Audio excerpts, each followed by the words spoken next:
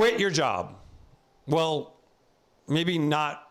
Okay, I'm gonna explain how to quit your job. It's a big step, and there's definitely a moment of leaping and a moment of faith and courage in quitting your job, but there's also a process, and I'm gonna share it. You are taking the biggest gamble of your life, but the gamble is you're betting on yourself. So please, quit your job and bet on yourself. But first, follow my 4 steps.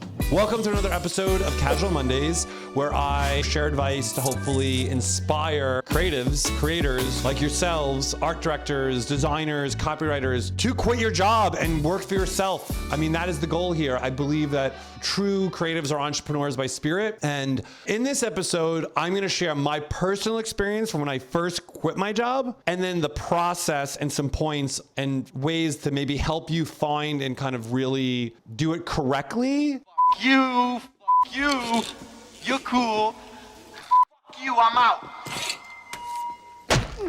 Because there's faith and there's blind faith and there's courage, but there's also like calculating the risk. And I think that's super important to understand what you're getting into. I don't want this to be some clickbaity video that just kind of some vloggers just make broad, big statements that like everyone could do this or anyone could do that. And that's actually not the case. This isn't for everyone. This is for you. And that's why, please comment, engage. The more you give, the more I can give and make it more useful to you in this creative economy, which is large and vast and room for everyone to do better together. I think that's the cool part, is it's so infinitely large. It's slightly not competitive. There was that Lil Yachty interview with Drake, and maybe we could just play it over here. It's a really addictive, competitive space.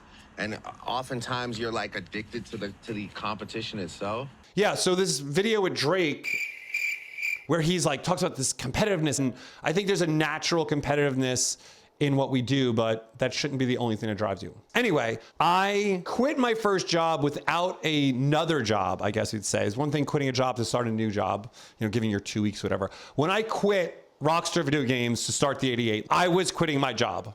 Okay, I did have an office because my partner at the time, Chad, had an office, ironically, a block away from Rockstar. We did have a potential client that we were in the process of closing. So I did have a potential client, but it was still this huge leap of faith. At Rockstar, they have a policy that when you quit and you can't give 2 weeks or 3 weeks, like they just basically want you to stop working at that moment.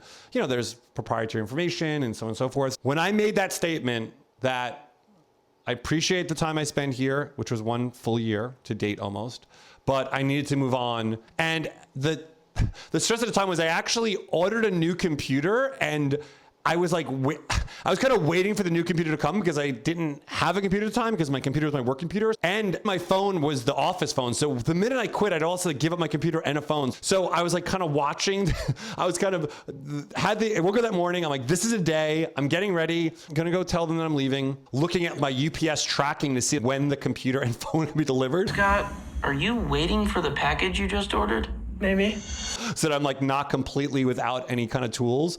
I told them and I was asked to leave, and I basically walked out onto Broadway. I had no phone, no computer. I walked over to the office, which was 88 Prince at the time, and told Chad I did it, and it was as eventful and like epic and monumental as it was subtly quiet. It was like Chad and his one developer in the 2,000 square foot office, kind of like, okay, great. I'm like, I'm gonna go home and see if my computer's delivered. So I kind of just walked down Broadway, and I lived in a financial district at the time. Luckily, my computer was there. I remember opening a computer, getting my phone out, getting my phone set up, and that was it. Unfortunately, it wasn't the firing of a gun at the beginning of a race. It was more of this kind of quietness that was almost unsettling. Fear and terror came over me.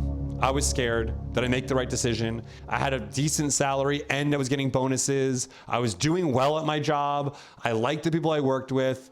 I just knew that this was time. Okay, here's the steps and points of how to do it right. Let's get away from the emotion. Let's get away from what's driving you to do it, but the preparation. I had a partner lined up. I had a potential client lined up. I had where I was gonna work lined up. I wasn't jumping out of the plane without a parachute here. I knew what I was going into. Again, the client could back out, your partner could leave you. There's obviously risk in it, but it was calculated risk. So the point is when you do walk out that door, you need to know where you're going. One, how much money do you spend? And do you have a financial buffer to hold you over? I got a cheaper apartment in Chinatown. So I kind of brought all my bills down, not buying random sneakers or electronics, like really getting down to the base. I had almost 3 or 4 months of savings in the bank. So I knew that if all went wrong, I had 3 or 4 months to find a job. 2, where are you going when you walk out that door? You need to know where your next move is and have some sort of plan. And I'm not even talking about, I don't know, I've had people overthink it and business plans and this, like, it doesn't have to be that extreme. There has to be a vision and point of what you want to do and why you're doing it. I consulted with my group and I've talked about how I've run my life for a very long time. I have peers.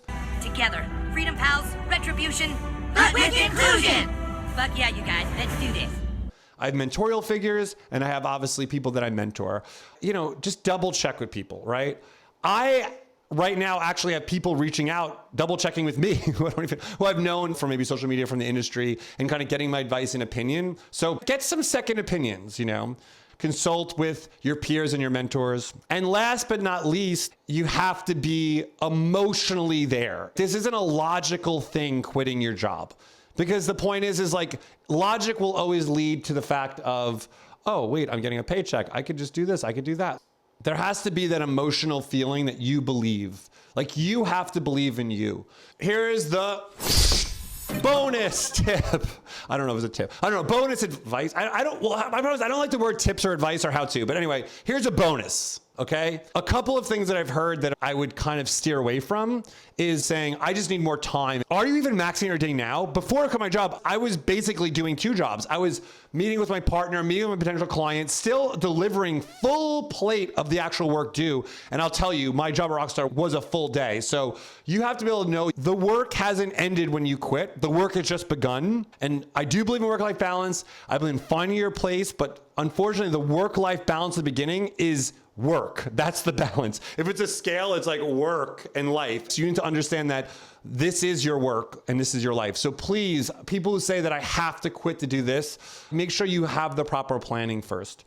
And understand that when that journey begins, the undertaking, the accountability is on you, and that's gonna take a lot out of you. So just be ready. Thanks for staying to the end of another episode of Casual Mondays.